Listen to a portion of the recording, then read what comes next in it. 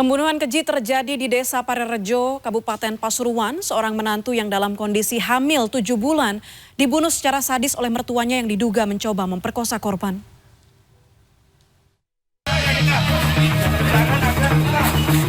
Warga Desa Parerejo, Kecamatan Purwodadi, Kabupaten Pasuruan, Jawa Timur digemparkan dengan pembunuhan sadis pada Selasa sore. Seorang wanita yang tengah hamil 7 bulan ditemukan tewas di dalam kamar rumahnya akibat luka senjata tajam di leher. Pembunuhan keji ini terungkap setelah warga mendengar teriakan dari dalam rumah korban. Ironi, pelaku pembunuhan merupakan mertua korban. Menurut saksi, korban dibunuh menggunakan pisau setelah memberontak saat hendak diperkosa oleh mertuanya. Bilangnya gitu, terus dari situ saya sudah ngereweli Pak, sudah enggak. Informasinya hamil katanya Bu? Iya hamil. Itu yang bunuh mertuanya? Mertuanya. Hari-harinya tiap hari ya tinggal di situ? Iya tiap hari di situ, suaminya itu baru dapat kerjaan tadi.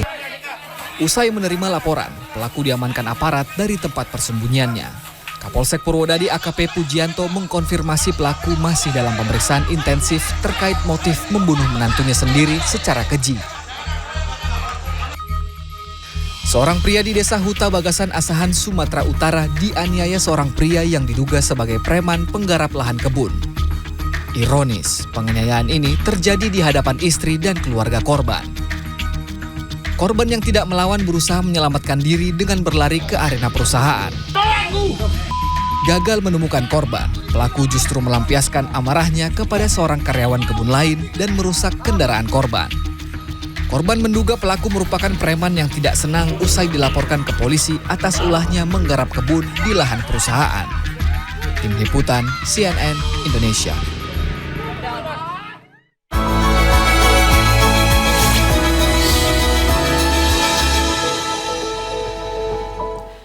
Tinggal di Jakarta membuat orang harus siap bertahan hidup dengan pekerjaan apa saja. Semua dijalani asalkan halal. Inilah prinsip kakek Saryo, warga Pancoran, Jakarta Selatan yang mencari nafkah sebagai badut jalanan, sekaligus mengabdikan diri sebagai marbot musola. Dan berikut kisahnya dalam Inikah Takdir.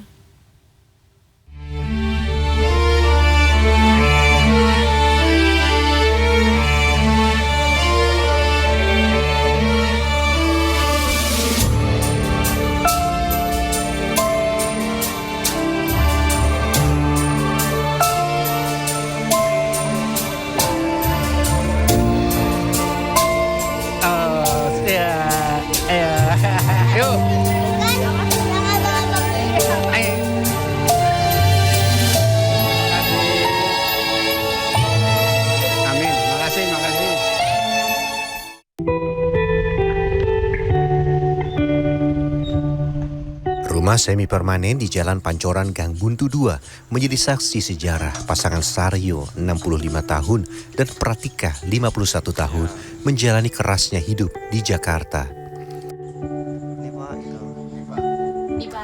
Di rumah sederhana ini, bersama anaknya, kakek Saryo sedang bersiap-siap. Saryo hendak berangkat untuk menjalani pekerjaan sebagai badut, sedangkan sang anak berangkat memenuhi panggilan kerja.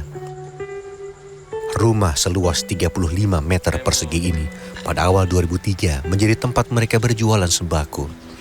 Saat itu Saryo dan Pratika membuka toko yang menjual barang kebutuhan sehari-hari. Toko kecil di permukiman ini awalnya memang sederhana, tapi lama-lama keuntungannya lumayan. Saat itu mereka hidup berkecukupan, bahkan bisa menyekolahkan anak ke pondok pesantren di Wonosobo, Jawa Tengah, kampung halaman Saryo dan istri.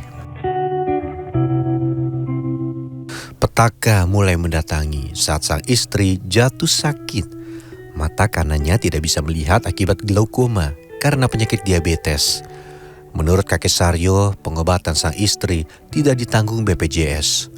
Mereka pun terpaksa merogoh kocek sendiri.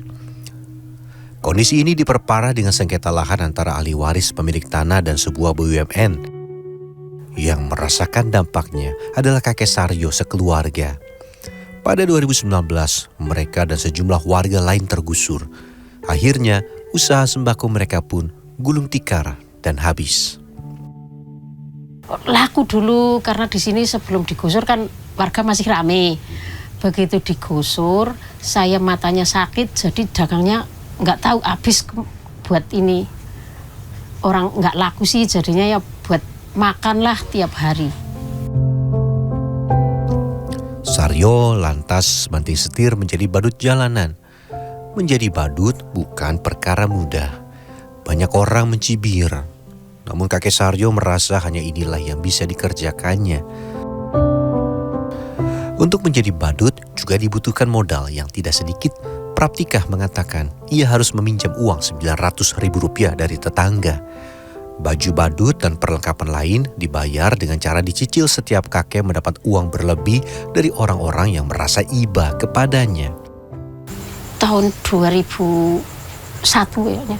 Selepas sembako Iya, habis. sembako habis langsung punya pikiran itu minjam uang tetangganya buat beli badut. Bayarnya nyicil. Sedapatnya bapaknya saya kumpulin setiap 1 minggu dapat berapa, yang separuh buat makan, separuh buat nyicil badut. Ya karena bapaknya kan udah tua, kalau mau nyari pakai gerobak kan udah nggak mampu jalan jauh. Iya, terus punya pikiran itulah saya tak badut daripada minta-minta apa gimana gitu. Kalau badut kan masih punya apa itu namanya? Ada orang, oh itu badut, nggak minta-minta, nggak ngemis gitu. Melakoni pekerjaan sebagai badut susah-susah gampang. Pada pagi hari kakek Saryo menyambangi beberapa lokasi dan biasanya ada orang yang memberikan sedikit uang receh untuk dibawa pulang. Kakek Saryo sendiri tidak seperti badut pada umumnya yang membawa musik kemudian menari-nari di jalanan. Biasanya ia hanya melambai-lambaikan tangan dan berharap anak-anak atau warga yang melintas senang melihatnya.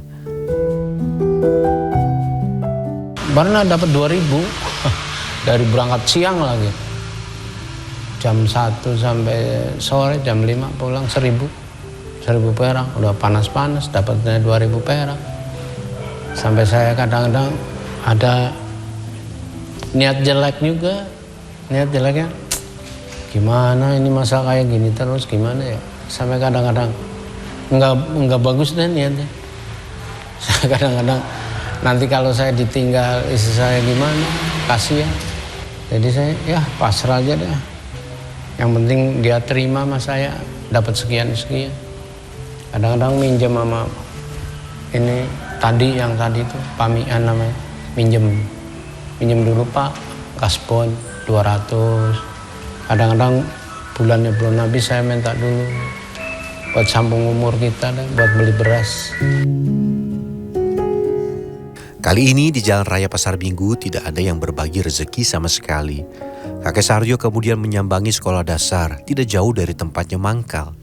Saat anak-anak kelas 1 pulang sekolah, orang tua anak-anak ini pun kerap berbagi rezeki. Juga ini biar bagi-bagi rezeki, dia sehat, aku sehat, biar banyak rezekinya gitu.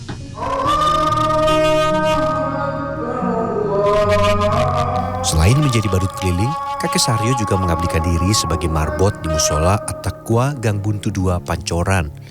Sebelum waktu sholat zuhur, biasanya kakek Saryo akan berhenti. Ia pergi untuk membersihkan masjid dan mempersiapkan sholat. Juga beliau ini aktif itu dalam arti jemaah musola sini, terus juga pengajian kan itu. Dan kita minta dibantu untuk bisa jadi marbot di sini karena beliau juga udah tua itu ya. Kadang-kadang kita kasihan juga, kadang-kadang bisa hadir juga, kadang-kadang nggak bisa karena ada apa ya, istrinya itu kan lama itu udah sakit, jadi sering sakit-sakitan gitu. Beliau juga harus nari nafkah itu. Bagi Saryo, menjadi marbot jauh lebih menenteramkan hati karena membuatnya merasa dekat dengan Tuhan meskipun hasilnya sedikit. Melayani orang yang akan bertawadu akan mendapatkan imbalan pahala yang tidak terhingga. Nggak ada perasaan apa-apa saya, yang penting minta barokahnya aja. Minta barokah, namanya bersih musola untuk di akhirat nanti. Itu aja saya.